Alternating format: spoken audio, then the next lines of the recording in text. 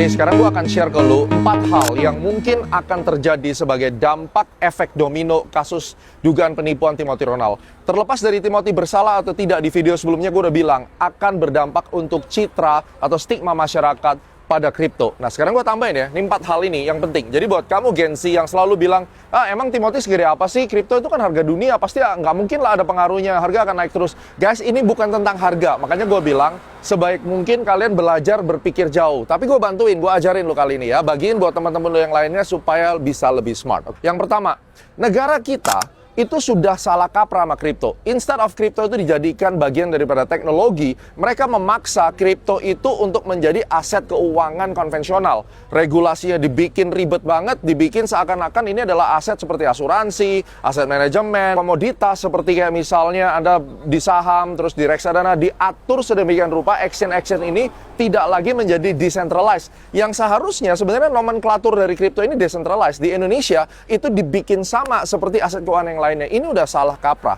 Dengan kejadian ini, kita tahu bahwa pemerintah kita tuh hampir tidak pernah melakukan tindakan prevention. Instead of udah kejadian baru cari solusi. Dengan kejadian yang masif seperti ini, mau terlepas Timothy bersalah atau tidak, korban sudah ada. Nah, pemerintah nanti akan turun ke lapangan dan dia bilang, bener kan? Gua nggak lakukan kripto ini sebagai decentralized market, itu aja udah menjadi masalah. Jadi bener nih regulasinya, kita harus tambahin lagi regulasinya sehingga pemerintah menjadi overcorrection. Siapa yang rugi? Exchange akan rugi, investor akan rugi, dan kripto tidak menjadi sebagaimana mestinya. Ini yang pertama. Yang kedua, stigma masyarakat. Kalau kamu Gen Z, gimana kalau seandainya stigma masyarakat tentang kripto dan trading dan semuanya itu dianggap judi dan ini dianggap adalah bisnis yang memalukan? One day, itu ngelamar cewek lu dan calon mertuamu tahu kalau kamu ada investment di kripto, dia bilang, udah nak, putusin aja, nggak perlu, dia adalah penjudi. Nanti kamu baru akan tahu apa yang saya maksud dengan stigma masyarakat yang negatif. Yang ketiga, pajak lucu-lucuan mungkin akan terjadi. Sekarang di Indonesia sudah ada PPh final, tetapi tidak menutup kemungkinan dengan adanya kegaduhan ini dan adanya influencer-influencer yang selalu flexing ini akan menyebabkan pajak menyasar lebih lagi kepada kamu yang menjadi investor kripto yang sukses. Mungkin lu tidak flexing, tetapi karena lu sukses, maka mungkin nanti akan ditambahkan pajak-pajak yang lain. Mungkin ada withdrawal pajak, pajak leverage, dan seterusnya, I don't know.